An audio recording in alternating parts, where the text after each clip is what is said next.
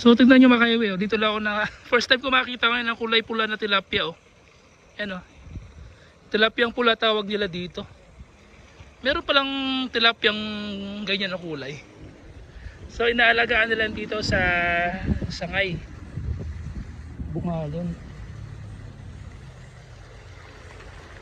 Mga pirang bulan pa yan, boss, para ma-harvest? Kulang sa bahaw. Ah, Pag sobrado sa bahaw, kaya mga tulong bulan kuya na, darakul na. pwede na. Oo. Pero pag ganyan kalaki, hindi pa pwede yan. Dahil pa, tataran pa, yung pitman lamang. Mga 3 months pa bago ano? Mga 3 months pa. Mga 3 months pa to bago Desembre. Bawi man, bawi. Hindi makabawi mo ngayon. Karkawatan sa nama. Iyo. Okay.